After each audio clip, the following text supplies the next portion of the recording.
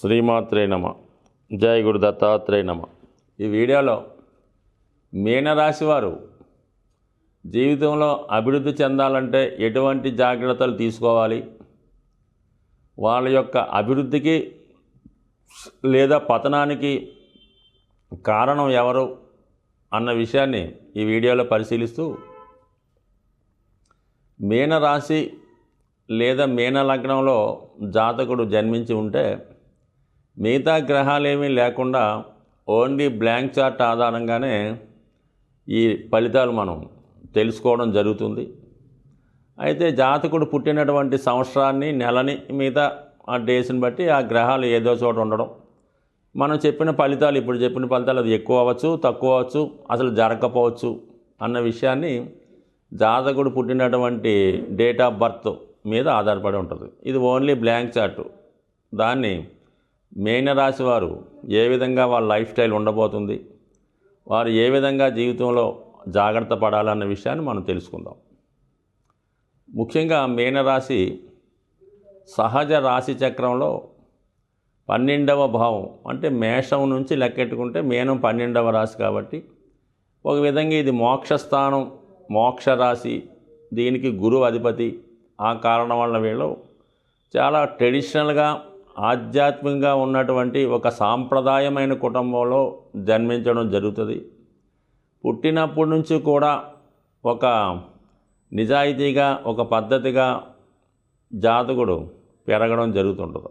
గురువు ఈ రాశ్యాధిపతి అవ్వడం, అదే రాశిలో శుక్రుడు ఉచ్చులో ఉండడం వలన ఎక్కువ శాతం ఈ రాశిలో జన్మించిన వారికి బాల్యం నుంచి కూడా సదుపాయాలకి, నెసరీస్కి లోటు ఉండదు. ఉన్నదానికన్నా సౌకర్యవంతంగానే పెరుగుతారు. అలాగే అన్ని వసతులు, అన్ని సౌకర్యాలు రావడం జరుగుతుంది. దశమ భావం కూడా ధనుసు రాశి గురువు అధిపతి అవ్వడం వల్ల వీళ్ళు 1, 10 స్థానాలు, అంటే వీళ్ళు ఒక విధంగా పుట్టినప్పుడు నుంచి ఒక పద్ధతిగా, ఒక ధర్మంగా నివసిస్తూ వాళ్ళ యొక్క వృత్తిని వాళ్ళే నిర్ణయించుకొని ఎవరి సహకారం లేకుండా వృత్తిలో అభివృద్ధి చెందుతూ ఉంటారు. అంటే ఇక్కడ ఏమైంది, మీకు సహజ 9వ స్థానం, సహజ భాగ్యస్థానం అన్నది ధనుసు రాశి వీళ్ళకి దశమభావం అయింది కాబట్టి ఎక్కువగా వీళ్ళు ఆధ్యాత్మికత కలిగినటువంటి సంస్థలు, అంటే విద్యా సంస్థలు, ఎండోమెంట్సు, ధార్మిక సంస్థలు, స్కూల్సు, బ్యాంకింగ్, అంటే బ్యాంకింగ్ తక్కువ, ఎక్కువగా స్కూలు, ఎండోమెంట్సు, అలాగే అంటే మిగతా ఆధ్యాత్మిక సంస్థలు ఉంటాయి కదా, చర్చిలు అవ్వచ్చు, లేదంటే ఈ టెంపుల్స్ అవ్వచ్చు, అలాంటి ఆశ్రమాలు, టెంపుల్స్, దేవస్థానాలు లాంటిలో ఎక్కువ ఉద్యోగాలు చేయడం జరుగుతుంది. అక్కడ కూడా నిజాయితీగా ఉంటారు. ఎక్కువగా ఈ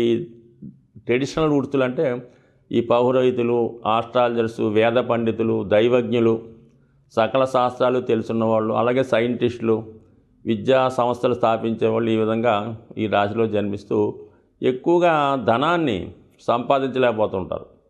అంటే వాళ్ళు నడిపే సంస్థలు కానీ, వాళ్ళ కుటుంబాన్ని కానీ చివరికి వారు కానీ ఎంత సరిపోతుందో అంతే సంపాదిస్తారు, అంతే దాచుకుంటారు. ఎక్కువ సంపాదించినా అది ఏదో విధంగా ఇతరులకి ఖర్చు పెట్టడము, మిగతా వాళ్ళకి ఇవ్వడం జరుగుతుంటుంది. దానికి కారణం కూడా లాభాధిపతి, వ్యయాధిపతి కూడా శని అయ్యాడు. ఎప్పుడైతే ధనభావంలో కానీ, లాభస్థానాల్లో కానీ శని యొక్క ఇంపాక్ట్, శని యొక్క కనెక్షన్ ఉంటే ఎంత ఇవ్వాలో అంతే ఇస్తాడు శని భగవానుడు. ఎక్కువ ఇవ్వడం, తక్కువ దాన్ని సరిపోతూ ఉంటుంది. అలాగే వ్యయం కూడా శని అవ్వడం వల్ల చాలా సందర్భాల్లో వీళ్ళకి, అంటే శనికి మూల త్రికోణ రాశి ఏమో 12, మకర రాశి ఏమో 11 కాబట్టి ఎక్కువగా ఆదాయం కన్నా ఖర్చు ఎక్కువ కనబడుతుంటుంది. సో ఈ కారణం వల్ల ఏంటంటే వీళ్ళు ఎక్కువగా పెద్ద ఆర్థికంగా పుంజుకోలేకపోతుంటారు. మంచి నేమ్ సంపాదిస్తారు. ఏదో ఒక సంస్థ స్థాపించి దాన్నే ఆస్తి అనుకోవచ్చు, అదే వృత్తి అనుకోవచ్చు, అదే ప్రవృత్తి అనుకోవచ్చు. ఒక స్కూల్ పెట్టచ్చు, ఒక ఆశ్రమం పెట్టచ్చు, ఒక టెంపుల్ కట్టించవచ్చు, లేదంటే ఒక సత్రం నిర్మించవచ్చు. ఈ విధంగా వాళ్ళు దానికోసమే పాటుపడుతుంటారు. దాని తర్వాత ఆస్తిని, అంటే అది సొంతంగా కాకుండా తర్వాత తరం వరకు పబ్లిక్ పరం అవుతుంటుంది. సో ఈ విధంగా వాళ్ళు 10 మంది కోసం జీవిస్తూ ఉంటారు. సో ఈ విధంగా ఉంటే ధనాధిపతి కుజుడు, ధన భాగ్యాధిపతి కుజుడు అవటం వల్ల ఎక్కువ మంచి కుటుంబంలో జన్మించడం, కుటుంబమే వీళ్ళకి బలం, ఆ కుటుంబమే వీళ్ళ బ్యాక్గ్రౌండు, ఆ కుటుంబ పేరుని బట్టి వీళ్ళు జీవితంలో పైకి రావడం జరుగుతూ ఉంటుంది. అంటే ఒక మంచి కుటుంబం అంటే ఇక్కడ కుటుంబ స్థానంలో రవి ఉచ్చ అంటే ఒక మంచి నేము, మంచి పండితుడైనటువంటి తండ్రి కలిగి ఉంటాడు. తృతీయం సహజ రెండవ స్థానం వీళ్ళకి తృతీయ అవ్వడం వల్ల మంచి మదరు, మంచి ఫాదరు, మంచి కుటుంబం జరగడం వల్ల ఎక్కువగా కుటుంబ సహకారం ఈ రాశి వారికి ఉంటుంది. ఇక్కడ ఏమైందంటే మళ్ళా ఈ దశమభావం ధనుసు రాశి దిశోభావం రాశి అవ్వడం వల్ల 2 రకాల వృత్తులు చేయడం కానీ 2 రకాల వృత్తులు మారడం కానీ జరుగుతుంటుంది. సహజ సప్తమ భావం వీళ్ళకి అష్టమ భావం అయింది. వీళ్ళకి 7వ భావం అంటే మీనరాశికి 7వ భావం కన్యారాశి. ఆ కన్యారాశి ఏమైంది రాశిచక్రంలో 6వ భావం అయింది. చాలా వరకు వివాహం మేనరిక వివాహాలు దగ్గర సంబంధం జరగవచ్చు, అంటే పూర్వకాలంలో జరుగుతూ ఉండేవి. ఇప్పుడైతే మరి ఉద్యోగస్తురాలైన భార్య రావచ్చు, లేదంటే ఏదైనా హెల్త్ పరమైన ప్రాబ్లమ్స్ ఉన్న వైఫ్ రావచ్చు. అలాగే వివాహం తర్వాత ఇబ్బందులు, గొడవలు, చికాకులు రావచ్చు. ఎందుకంటే వీళ్ళకి సహజ సప్తమ భావం ఏమో అష్టమ భావం అయింది, ఈ సప్తమ భావం ఏమో కన్యారాశి అయింది. కాబట్టి కంప్లీట్గా వివాహ జీవితం అనేది అతి జాగ్రత్తగా వివాహం నిర్ణయం అంటే వివాహం పొందనప్పుడు సరిగ్గా కుదరకపోతే 100% వీళ్ళకి వివాహ జీవితం ఇబ్బందులు ఎదురయ్యే అవకాశం ఉంది. వివాహం తర్వాత ఎక్కువ ప్రాబ్లమ్స్ స్టార్ట్ అయ్యే అవకాశం ఉంది. సో ఒక విధంగా చెప్పాలంటే కుటుంబ సమస్యలకి వీళ్ళ వివాహం కూడా అంటే కుటుంబ చికాకులు అనొచ్చు, సమస్యలు అనొచ్చు, విభేదాలు అనొచ్చు, అవి కారణం అవుతుంటాయి ఎక్కువ శాతం. అది ఒక విధంగా చెప్పాలంటే ఈ రాశికి బుధుడు, మరి మీనరాశికి గురువు. అంటే సహజంగా వీడు బాధకుడు, వీడికి గురువుకి బుధుడు బాధకుడు. అందువల్ల ఏంటంటే వివాహం తర్వాత సమస్యలు రావడం జరుగుతుంటుంది. అది కామన్గా చెప్తాం. మిగతా గ్రహాలు బాగుంటే అది నో డౌటు, సర్దుకుపోతే నో ప్రాబ్లం. సో ఆ విధంగా ఈ ప్రాబ్లమ్స్ ఉంటాయి. మరి సహజ దశమాధిపతి సహజ దశమస్థానం మకరం, వీళ్ళకి లాభస్థానం. అందుకని ఎక్కువగా వీళ్ళు జీవనోపాధి నిమిత్తం ఉద్యోగమే చేసుకోవాలి తప్ప వ్యాపారం అన్నది సూట్ అవ్వదు. ఎక్కువ వ్యాపారమైన మైండ్ కలిగి ఉండదు, కానీ ఎక్కువ ధార్మిక సంస్థలు, ట్రస్టులు, సేవాభావానికి సంబంధించి చేస్తుంటారు. కాబట్టి అది వ్యాపారం కింద అవ్వదు, అది సేవాభావం అన్నా ఉండాలి, లేదంటే ఉద్యోగం అన్నా అయి ఉండాలి తప్ప లాభాన్ని ఆశించే ఏ ప్రయత్నం కూడా వీళ్ళకి కలిసి రాదు.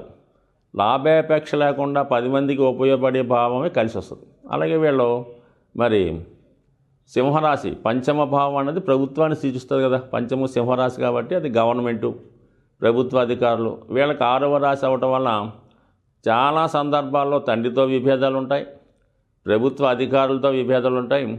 ఎలాగన్నా సరే ప్రభుత్వంకి అగ్నిస్ట్గా కోర్టుకు వెళ్ళడం జరుగుతుంటుంది అన్నమాట. కొన్ని సందర్భాల్లో 10 మంది ఉపయోగం కోసం ఏదో గవర్నమెంటు వ్యతిరేకంగా ఏదో కొన్ని రూల్స్ ప్రవేశపెట్టినప్పుడు కానీ, లేదంటే కొంతమందికి ఇబ్బంది పెట్టే నియమాలు ఉన్నప్పుడు వాటికి ఎగ్నెస్ట్గా అంటే ప్రభుత్వానికి ఎగ్నెస్ట్గా సొంత డబ్బులతో కోర్టులో ప్రభుత్వానికి వ్యతిరేకంగానే కేసు పెట్టి నెగ్గడం కూడా జరుగుతుంటుంది. అంటే వీళ్ళు ఈ విధంగా ప్రజల యొక్క కష్టాలని తమ కష్టాలుగా భావించి సొంత ధనంతో ప్రభుత్వంతో పోరాడి విజయం సాధించడం జరుగుతూ ఉంటుంది. బట్ తర్వాత వీళ్ళు సహజ వ్యయభావమే వీళ్ళకి లగ్నం అవటం వల్ల చాలామంది పూర్వకాలం అంటే ఇప్పుడు అది పెద్దగా లేదు, కానీ పూర్వకాలంలో ఈ రాశి లగ్నం వారు వాళ్ళు ఉన్నటువంటి ఆస్తులు సమాజానికి రాసి వేయడం, ఏదో విద్యా సంస్థకో టీటీడీ దేవస్థానకో రాయడం జరుగుతుంటుంది.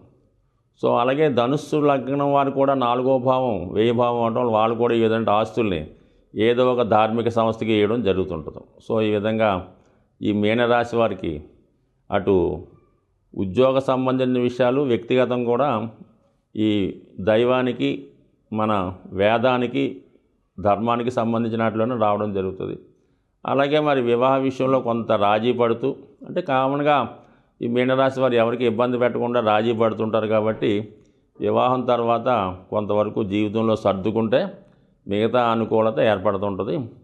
దాని తర్వాత సంతానం సహజ పంచమ స్థానం చతుర్థ భావం కాబట్టి వీళ్ళకి సంతానం కలిగిన తర్వాత కొంతమంది గృహం కట్టుకోవడం కానీ, ఇల్లు నిర్మాణం, ఆస్తి కొనుక్కోవడం, వాహనం కొనుక్కోవడం జరుగుతుంటుంది. అంటే పిల్లలు పుట్టిన తర్వాత అదృష్టం కలిసి వచ్చే అవకాశం ఉంది. సో ఏదైనా ఈ రాశివారు 10 మంది కోసం జీవిస్తూ ఉంటారు. ఎక్కువగా మోక్షకారక స్థానం కాబట్టి మోక్షం కోసం ప్రయత్నిస్తారు. రహస్యంగానో పబ్లిక్గానో ఏదో విధంగా ఏదో ఒక దాన ధర్మాలు అనొచ్చు, చారిటబుల్ సంస్థలు మొత్తం మీద ఏంటంటే వీళ్ళు ఉన్న సంపాదించిన ధనాన్ని ఎక్కువ శాతం ఇతరుల కొరకు, ధార్మిక సంస్థల కొరకు, ధర్మాన్ని కాపాడడం కోసం సంపాదిస్తారు. అంటే ధర్మాన్ని మనం నమ్మితే ధర్మం మనం రక్షిస్తుందన్నటువంటి సూక్తిని పూర్తిగా నమ్మి వీళ్ళు ఈ విధంగా ఆధారపడి ఉంటారు. అయితే వీళ్ళ యొక్క వృత్తి విషయాల్లో కానీ ఏ సమస్య వచ్చినా సరే పూర్తిగా దైవం మీదన్నా ఆధారపడాలి, లేదా సొంత ప్రయత్నం అన్నా చేయాలి తప్ప సగం సగం చేస్తే మాత్రం ఏ పని అవ్వదు. అందువల్ల పూర్తిగా దైవాన్ని నమ్ముతూ ముందుకు వెళ్ళడం మంచిది. చాలా సందర్భాల్లో వివాహం తర్వాత మదర్తో విభేదాలు రావడం జరుగుతుంటుంది.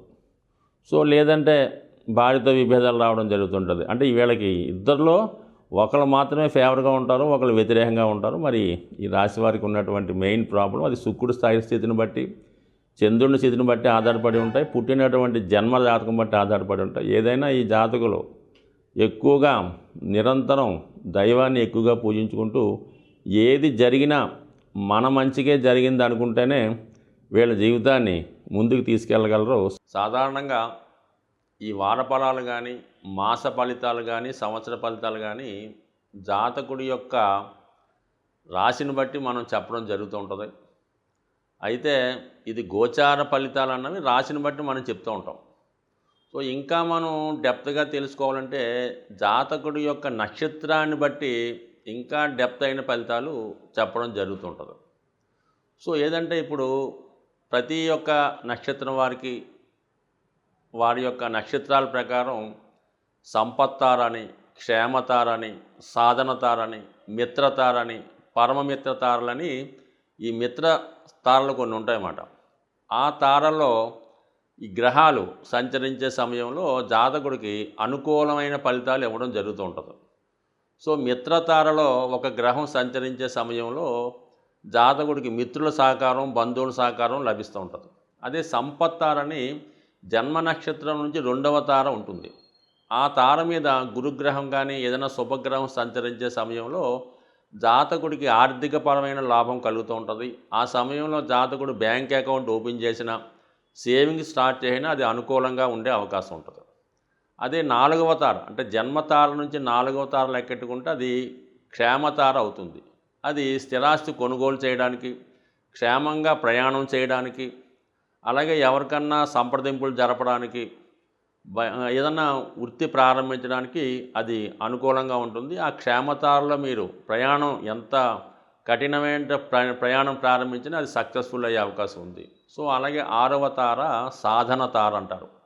కోర్టు కేసుల్లో విజయం సాధించాలన్నా, మీరు వెళ్ళిన చోట అప్పు పుట్టాలన్నా, లేదంటే మీరు అప్పు తీర్చాలన్నా, అలాగే శత్రువులపై విజయం సాధించాలన్నా, ఒక యుద్ధానికి వెళ్ళాలన్నా, ఒక కోర్టుకి వెళ్ళాలన్నా సాధన తారలో మీరు పని స్టార్ట్ చేస్తే 100% విజయం సాధిస్తారు. ముఖ్యంగా విద్యార్థులు ఇంటర్వ్యూకి వెళ్ళినప్పుడు ఆ సాధన తారలో ఇంటర్వ్యూకి వెళ్తే ఉద్యోగంలో తప్పక విజయం లభిస్తూ ఉంటుంది.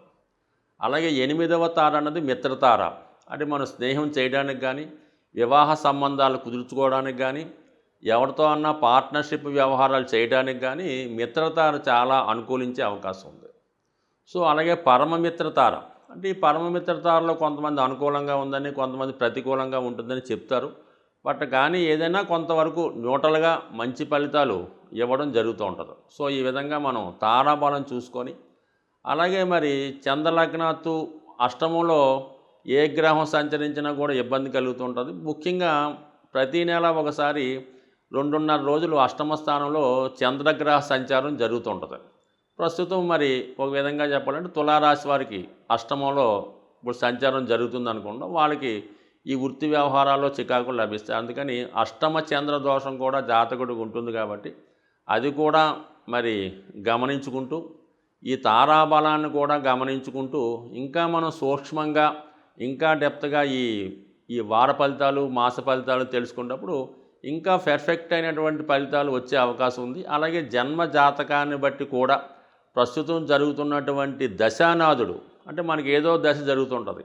ఆ దశానాథుడు గోచారంలో ఎక్కడున్నాడు, ఏ గ్రహంతో కలుస్తున్నాడు అన్న స్థితిని బట్టి కూడా మన యొక్క ఫలితం ఆధారపడి ఉంటుంది. కాబట్టి ఇవన్నీ కూడా మిక్స్ చేస్తేనే జాతకుడు సరైనటువంటి ఫలితాన్ని పొందగలడు తప్ప ఏదో పేరుని బట్టో రాశిని బట్టో ఈ 4 ఫలితాలు ఏదో తెలుసుకోవడం వల్ల అది 100% ఖచ్చితమైన ఫలితం అయితే కాదు.